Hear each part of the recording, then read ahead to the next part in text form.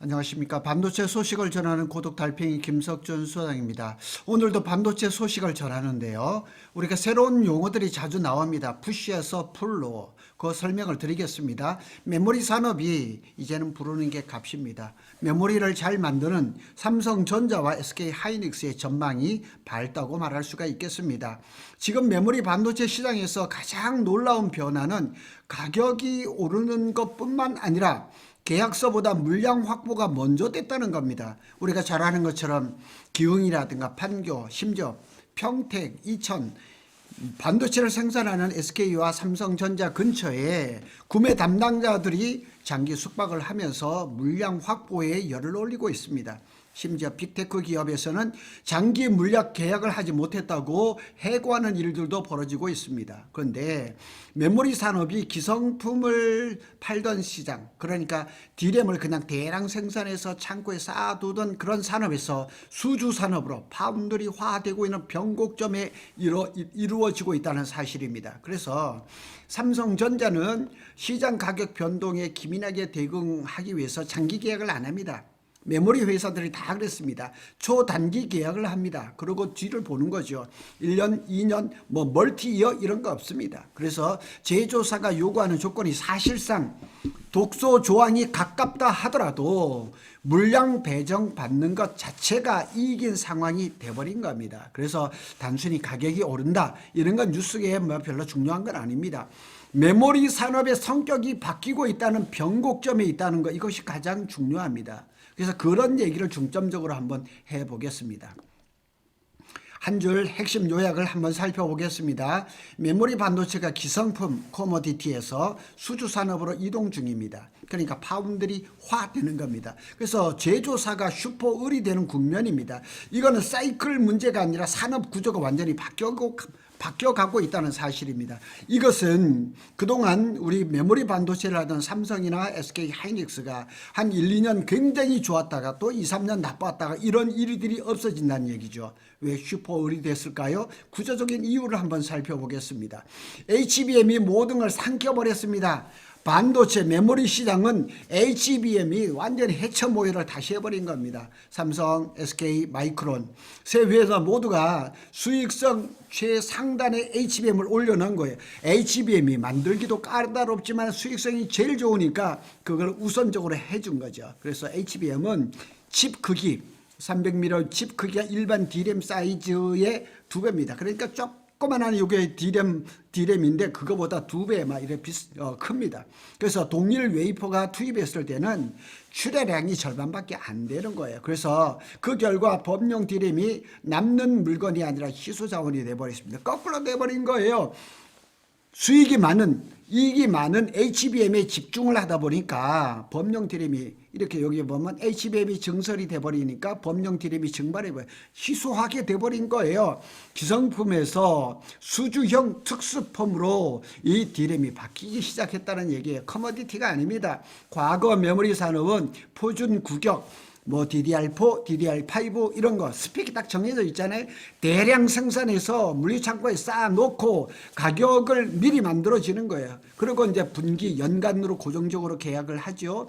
그래서 현물 시장 가격하고 그 다음에 장기 계약하는 것들은 가격이 조금씩 차이가 날 수가 있죠. 그래서 정유라든가 철강, LCD 같은 전형적인 산업이 커머디티 산업입니다. 그런데 메모리가 24년, 25년 초만 해도 이랬었다니까요. 근데 지금의 메모리 산업은 어떠냐.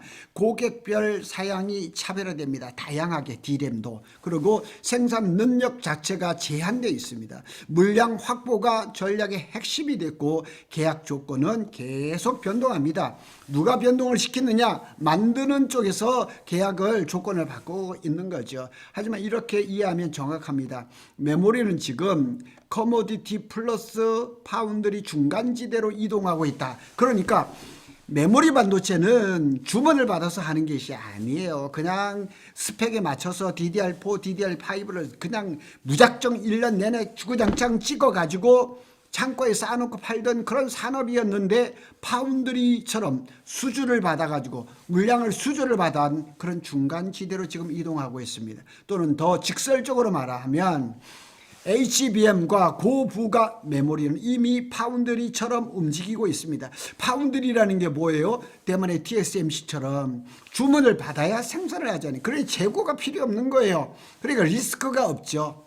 마찬가지예요. 그래서 파운드리, 조선, 플랜트 산업과 닮아가고 있어요. 그래서 기사에서 말하기를 메모리의 파운드리화, 이것이 표현이 가장 정확합니다. 그래서 이게 어느 정도까지 계속 갈지는 모르겠지만 메모리가 이제 수주를 받아서 생산을 하게 되니까 우리 삼성이나 SK 하이닉스가 리스크는 점점 없어져 가는 거예요. 그래서 푸시, 풀 전환을 의미하고 있어요. 푸시라는 게 뭘고, 풀이 뭔 걸, 이건 뭐 푸시는 밀고, 뭐 풀을 뭐 이건데 반도체에서는 여기 의미하는 바가 조금 다릅니다.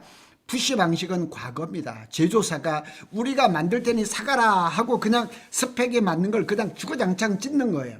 그래서 고객사가 가격, 물량 예측이 가능하게 이렇게 했어요. 그래 재고 리스크는 제조사가 부담을 하는 거예요. 삼성이 작년 1분기에 한 42주 정도의 어마어마한 재고가 쌓였었어요. 근데 지금은 재고가 몇 주 정도밖에는 안 되죠. 그 다음에 풀 방식은 지금 현재입니다. 그래서 고객사가 제발 배정 좀 해달라 사가는 회사가 이제는 그냥 을이 돼버린 거예요. 그래서 고객 주문 선금 기준으로 생산을 하게, 고객이 우량한 고객인가 아니면 선금 돈을 먼저 줘, 그러면 생산을 해주는 거예요. 그래서 설비 리스크라든가 이런 거는 고객과 공동으로 부담을 하는 거죠. 그래서 등장한 게 전액 현금 지불, 현찰로 되고 사후 정산, 그 다음에 초단기 계약. 자, 이렇게 보면 이 3종 세트입니다. 전액 현금을 지불하고, 그러니까 애플 같은 경우는 뭐 그냥 뭐 LCD라 디스플레이라든가 또 뭐 이런 것들을 보면 그냥 선금을 막 주잖아요. TSMC에다 선금을 줘가지고 TSMC가 그 돈으로 공장을 짓고, 지금 메모리가 이런 시장이 돼 가고 있다는 얘기예요. 그리고 현금을 주고 정산은 사후에 하는 거고 1년, 2년 장기 계약은 안 해요. 초단기 계약을 하는 거죠.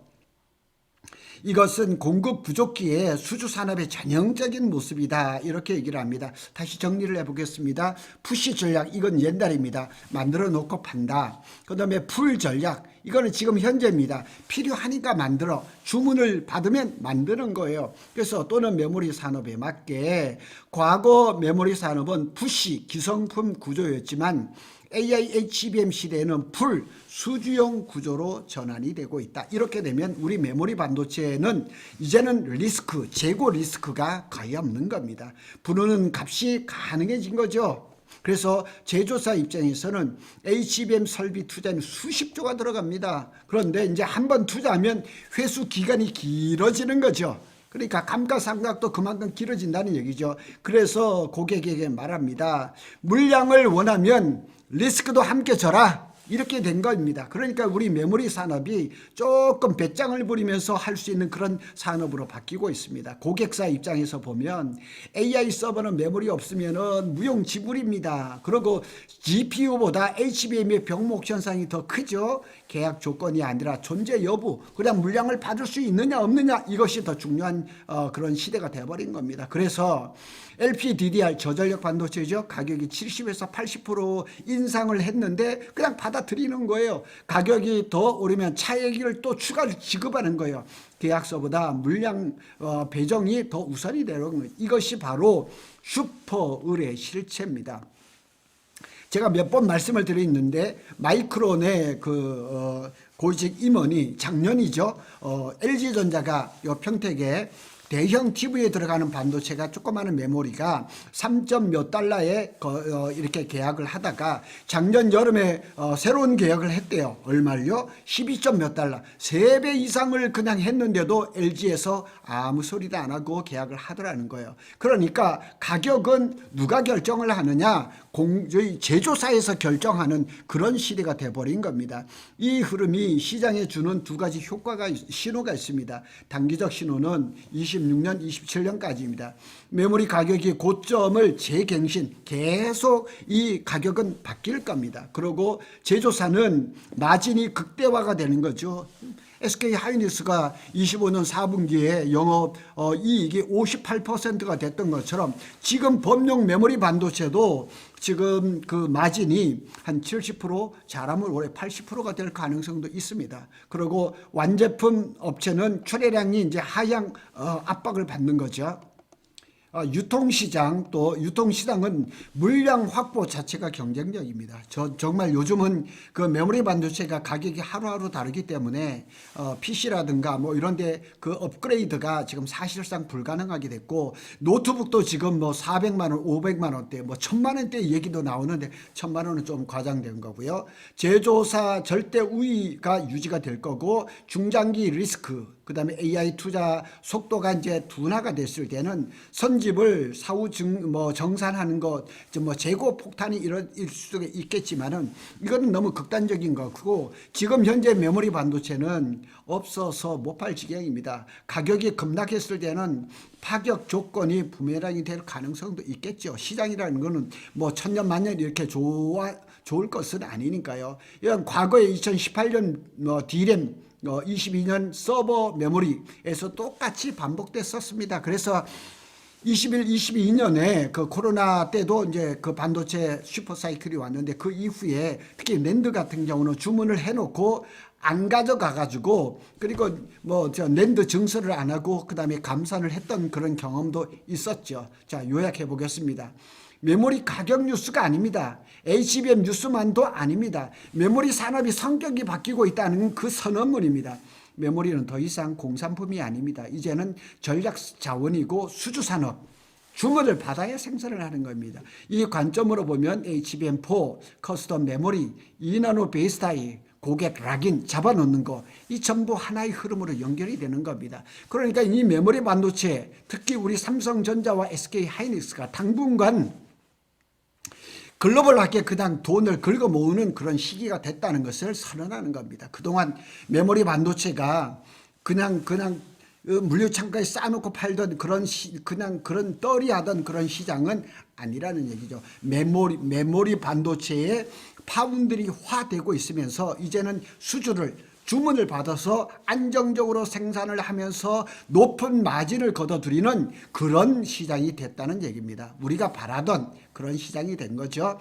부디 삼성전자와 SK 하이닉스가 이 시장을 하여튼 최대한 오랫동안 많이 끌고 가서 많은 영업이익을 올려주기를 바랄 뿐입니다. 고독 달팽이는 삼성전자와 SK 하이닉스의 반도체 소식을 빠르게 전해드리고 있습니다. 감사합니다.